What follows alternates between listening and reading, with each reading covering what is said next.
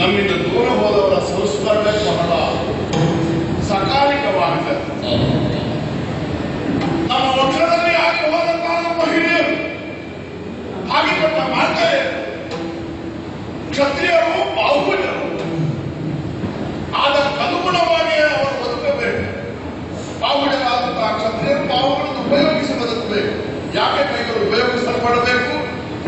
ಇನ್ನೊಬ್ಬರ ವಿದ್ಯಾಪಹಾರಕ್ಕಾಗಿ ಅಲ್ಲ, ಇನ್ನೊಬ್ಬರ ಸ್ವತ್ತಿನ ಅಧಿಕಾರವನ್ನು ಸ್ವಾಧೀನಪಡಿಸಿಕೊಳ್ಳುವುದಕ್ಕಾಗಿ ಅಲ್ಲ, ಬದಲಾಗಿ ಆತ್ಮಪ್ರಾಣ ಪರಾಯಣತೆಗಾಗಿ. ಈ ಭಾವದಿಂದಲೇ ನಾನು ಇನ್ನೊಬ್ಬರ ಸಂಕಟಕ್ಕೆ ಸಂಬಂಧಿಸುತ್ತಾ ನಮ್ಮನ್ನು ನೋವನ್ನು ದೂರ ಮಾಡುವುದಕ್ಕಾಗಿ ನನಗೆ ಶಕ್ತಿಯನ್ನು ದಯಪಾಲಿಸುವುದು ಆಗಲು ಆರಾಧ್ಯ ಮೂರ್ತಿಯಾದ ನಾರಾಯಣದಲ್ಲಿ ದಿನವೂ ಪೂಜಿಸಿ ಸಂಪ್ರಾರ್ಥಿಸುವುದರ ಫಲವಾಗಿ ಪರಮ ವೈಷ್ಣವ ಹಸ್ತಧ್ವಜ ಈ ನೆಗಳದೆಗೆ ಯೋಗ ನನಗೆ ಒಗ್ಗೂಡಿ ಬಂತು. ಸಕಲರು ವೈಷ್ಣವರೇ ಆಗಬೇಕು. ಯಾಕೆ ಈ ಜಗತ್ತರವನ್ನು ನಾರಾಯಣದಿಂದ ಆವೃತವಾಗಿದೆ. ಅಂತ ನಾರಾಯಣನನ್ನು ನಾವು ಒಳ ಹೊರಗೆ ಆವಾಹಿಸಿಕೊಳ್ಳಬೇಕು. ಅಂತ ನಾರಾಯಣ ಅವರು ಸ್ಥಿತರಾಗಿದ್ದಾರೆ ಅನ್ನುವಂಥ ಅರಿವಿನೊಳಗೆ ಮೂಡಿದ ಕಾಲಕ್ಕೆ ಅವರ ಕುರಿತಾದ ಭೀತಿ, ಅವರ ಕುರಿತಾದ ಭಕ್ತಿ ನಮಗೆ ಸನ್ಮಾರ್ಗದಲ್ಲಿ ಸಾಗುವುದಕ್ಕೆ ಪ್ರೇರಿತಕೊಡ್ತಾರೆ. ಈ ಭಾವದಿಂದಲೇ ನಾವು ನಿತ್ಯವು ಹೋರಾಟ ಗಾವಣೆಯನ್ನು ಪ್ರವೇಶಿಸಿ ರಾಜಕಾರಣದಲ್ಲಿ ನಿರತನಾಗಿರುವ ಕಾಲಕ್ಕೆ ಇಂದು ಸುದ್ದಿ ಹೊಸತು ಬಂತಲ್ಲ.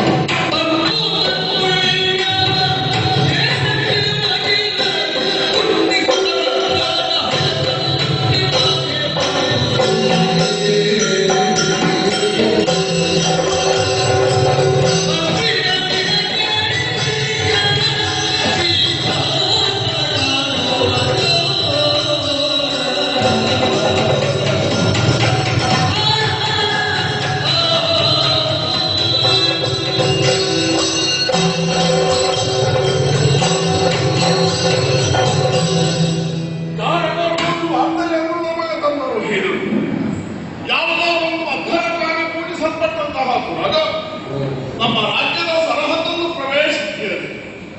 ಯಾವುದನ್ನು ಮಾಡದರ ಹಣೆಯಲ್ಲಿ ಬರೆದಿರುವ ಮುಕ್ಕಡೆಯನ್ನು ಬದಲಾಗಿ ಕುಂದೀಶಿತನ ಅಧ್ವರದ ಹಯ ಈ ವಿವರ ನಮಗೆ ಒದಗಿ ಬಂತು. ಒಂದರೆಗಳಿಗೆ ನಾನು ರೋಮಾಂಚಿತನ ಸಮಗ್ರ ಆರ್ಯಾವರ್ತವನ್ನು ಆಳುವುದಕ್ಕಾಗಿ ಹುಟ್ಟಿದರು ಎಂಬಂತೆ ಧರ್ಮಾತ್ಮರಾಗಿ ಕಂದೇವರಾಗಿ ಪಾಂಡವರ ಈ ಭೂಖಂಡದಲ್ಲಿ ಬೆಳಕನ್ನು ಕಂಡವರು.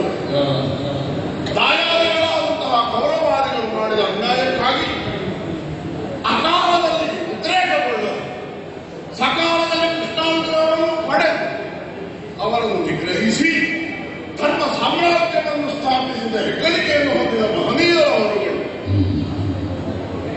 ಮಾಡಿರುವುದು ಅನ್ಯಾಯವಾದ ಆತತಾಯಿಯಾದ ದುರ್ಯೋಧನ ಅದೇ ಹೋರಾದರು. ರಾವಣಾದಿಯಾದಂತಹ ರಾಮ ಬ್ರಹ್ಮಹತ್ಯೆಯ ಶಂಕೆಯಿಂದ ಬಳಲಿದಂತೆ ಧರ್ಮಮೂರ್ತಿಯಾದಂತಹ ಯುಧಿಷ್ಠಿರ ಬಂಧುಹತ್ಯಾ ಪಾಪಕ್ಕೆ ಅಂಗಿ ಬಳಲಿದರು. ಅದನ್ನು ನಿವಾರಿಸುವುದಕ್ಕಾಗಿ ಅಶ್ವಮೇಧವನ್ನು ಸಂಕಲ್ಪಿಸಿ ಅದರ ವಿಧಿಯಲ್ಲಿ ತುರಗವನ್ನು ಪೂಜಿಸಿ ದೇಶಗಳಲ್ಲಿ ಹುಟ್ಟಿದ್ದಾನೆ. ತಪ್ಪನಾವತಿಗೆ ಭಕ್ತರು ನಾನು ಆಗ ಹೇಳಿದ ವಿಷಯ ಅಥವಾ ಆಗ ಆಲೋಚಿಸಿದ ವಿಷಯ ಈಗ ಒಂದು ಸಮೀಕರಣಕ್ಕೆ ಬಂತು. ಮಹನೀಯನಾದ ಚಕ್ರವರ್ತಿ ಪೀಠವನ್ನು ಆರೋಹಿಸಿದ ಯುಧಿಷ್ಠಿರ ಪೂಜಿಸಿ ಬಿಟ್ಟಂತಹ ತುರಗ ಇದುವರೆಗೆ ಯಾರ ಗಮನಕ್ಕೂ ಬಾರದು. ಹೆಚ್ಚಾಗಿ ಸಮಗ್ರ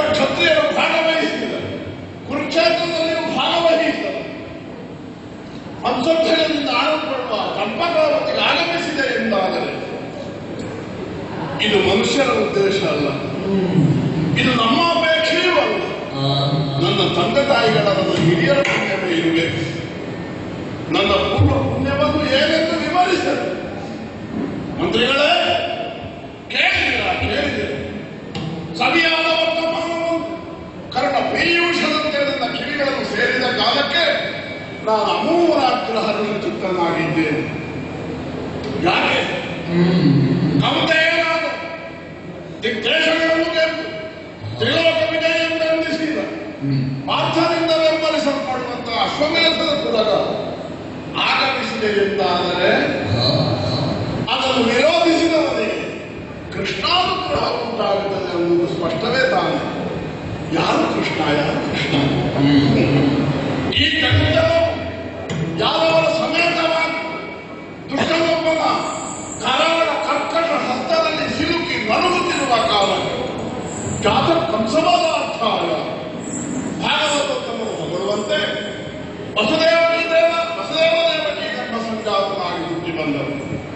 ಎಡವೆಯಲ್ಲಿ ಅವರನ್ನು ನಿಗ್ರಹಿಸಿ ಜಗತ್ತಿನಲ್ಲಿ ಧರ್ಮಸ್ಥಾಪನೆಯನ್ನು ಮಾಡುವುದರ ಮೂಲಕವಾಗಿ ತನ್ನ ಹೆಗ್ಗಳಿಕೆಯನ್ನು ಲೋಕೋತ್ತರವಾಗಿ ವಿತರಿಸಿಕೊಂಡು ದ್ವಾರಕೆಯ ನಿರ್ಮಾಣವನ್ನು ಮಾಡಿ ಪಾಂಡವರನ್ನೇ ಕೈಯ ಆಯುಧಗಳನ್ನಾಗಿ ಬಳಸಿ ದುಷ್ಟ ಕ್ಷತ್ರಿಯರ ನಿರ್ಮೂಲನವನ್ನು ಮಾಡಿ ಜಗತ್ತಿನಲ್ಲಿ ಅಥವಾ ಭರತಖಂಡದಲ್ಲಿ ಧರ್ಮ ಸತ್ಯಾದಿಗಳು ಸ್ಥಿರವಾಗಿ ಉಳಿಯುವಂತೆ ಮಾಡಿದ ಅವತಾರ ಮೂರ್ತಿ ವಿಷ್ಣುಮೂರ್ತಿ. ಆದ್ದರಿಂದಲೇ ಪರಮ ಭಾಗವತೋತ್ತಮ ಯಾವುದನ್ನು ನಾರಾಯಣ ಪೂರ್ಣಾವತಾರ ಅನ್ನುವ ಹಾಗೆ ನಿರ್ಣಯಿಸಿದರು. ಅವನನ್ನು ನಾನು ಸದಾಕಾಲವು ಹೃದಯದಲ್ಲಿ ಇಟ್ಟು ಆರಾಧಿಸುವುದಕ್ಕೆ ತೊಡಗಿ ಈ ಜಗತ್ತಿನಲ್ಲಿ ಹುಟ್ಟಿದವ ಒಮ್ಮೆ ಕೃಷ್ಣ ಸಂದರ್ಶನವನ್ನು ಮಾಡಬೇಕು, ಅವನ ಪಾದ ಧೂಳಿಯನ್ನು ನಮ್ಮ ಶಿರದಲ್ಲಿ ಅಂಗೀಕರಿಸಿಕೊಳ್ಳಬೇಕು ಅನ್ನುವ ಹಾಗೆ ಭಾವಿಸದೇ ಇದ್ದರೆ ತಪ್ಪಾಗಿದೆ. ಸಮಸ್ತ ಐಶ್ವರ್ಯಗಳು ನೆಲೆಯಾಗಿತ್ತು.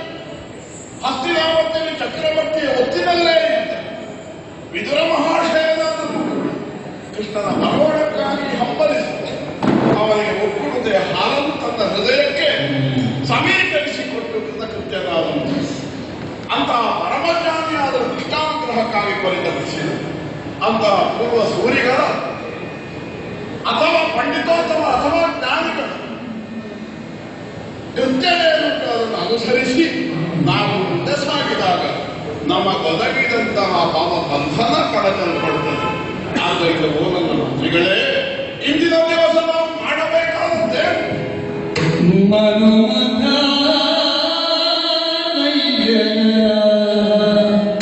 No